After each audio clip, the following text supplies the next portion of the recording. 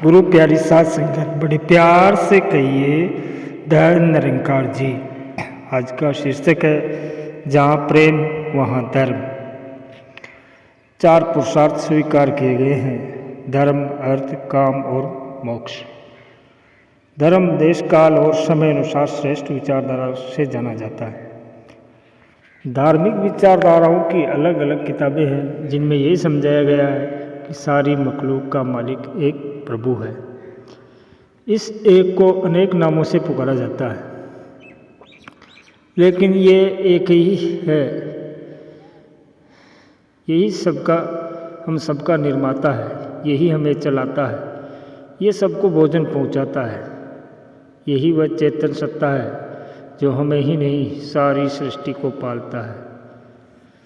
दृष्टिमान जो भी ज्ञानेंद्रियां या मन, वाणी, बुद्धि की पकड़ में आता है, सब जड़ है। इस जड़ प्रकृति में जहाँ भी क्रिया या गति दिखाई देती है वह चेतन की ही लीला है। जैसे कि एक मृत व्यक्ति में ब्रह्मांड के 5 तत्व मौजूद होते हैं, ज्ञानेंद्रिय कर्मेंद्रिय भी उसी तरह होती है, लेकिन चेतन तत्व के सक्रिय न होने के कारण कोई क्रिया नहीं होती है। ठीक इसी तरह ब्रह्मांड के सारे तत्व जड़ है। शरीर रूपी प्रयोगशाला इस हकीकत को सिद्ध करती है। केवल ये चेतन सत्ता ही त्रिकाल सत्य है। इस चेतन सत्ता को जानना मानव का सर्वश्रेष्ठ धर्म है।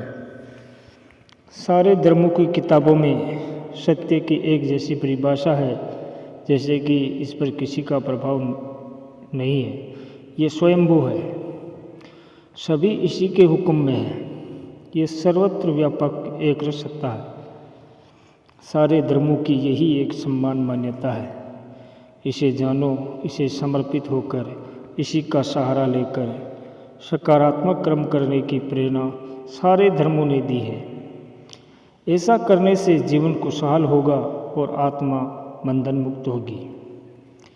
सभी धर्मों ने मानवता अपनाने को कहा है और सारे धर्म ग्रंथों में दया, करुणा, विशालता, सहनशीलता, प्रेम, सद्भाव को ही मानवता का लक्षण बताया गया है, जिसकी तरफ इंसान का ध्यान ही नहीं है। इंसान इस भौतिकता में सुख ढूंढ रहा है, जबकि भौतिकता में हमेशा रहने वाला सुख नहीं है। सुख की भ्रांति है।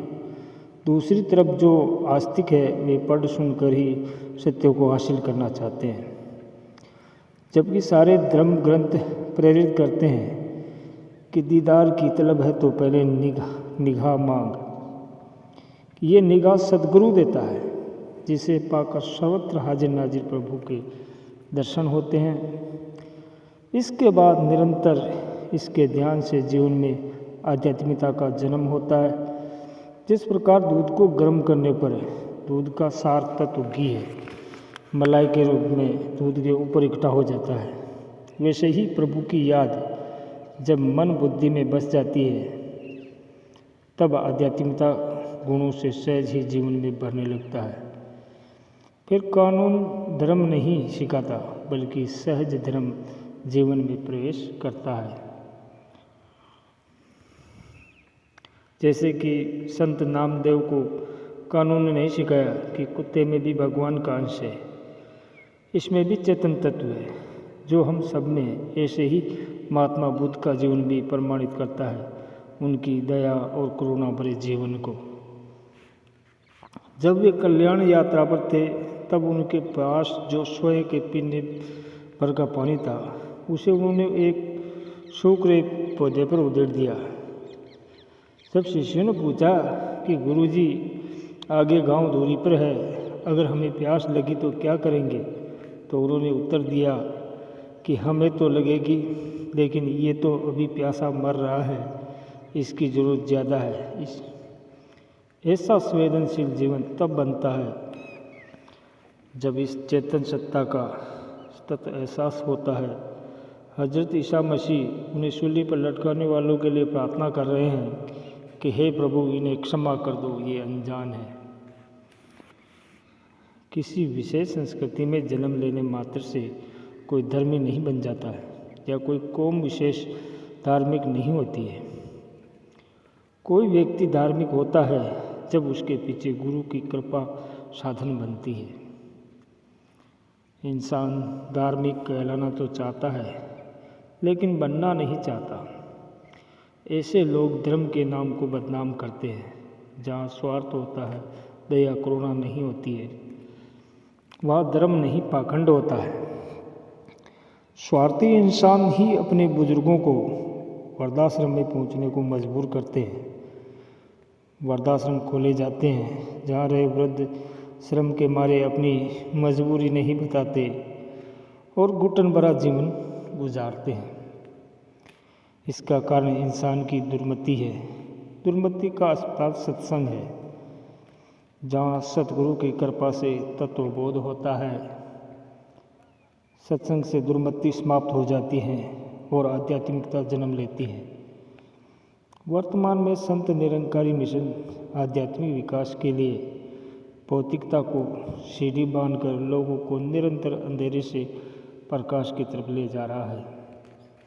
सत्संग में हैवानियत वर्ती वाले इंसानों को भी सतगुरु की कृपा तथा सत्संग द्वारा देवता से भी ऊपर भगवान तुल्य बनाने का हुनर सिखाया जाता है। इंसान को गुरु पीरों की शिक्षाओं के अनुकूल स्वयं को चलना होता है। संपूर्ण हरदेव वाणी में बाबा हरदेव सिंह जी महाराज इंसान को सचेत करते हुए कह रहे हैं, गुरु पीर को मान रहे हैं सब, गुरु पीर की माने ना। को और की में जो अंतर है ये कोई भी जाने ना। उनकी मानने वाले उनकी शिक्षा को अपनाते हैं, राह पर उनकी चलकर अपना जीवन सफल बनाते हैं। जहाँ प्रेम है वही धर्म है। हमें मानवता को सच्चा धर्म मानते हुए इन शिक्षाओं को व्यावहारिक जीवन में अपनाना है, तभी हमारा मानव जीवन सार्थक होगा। सत्संग जी बड़े प्यार से कहिए, धन निरंकार जी।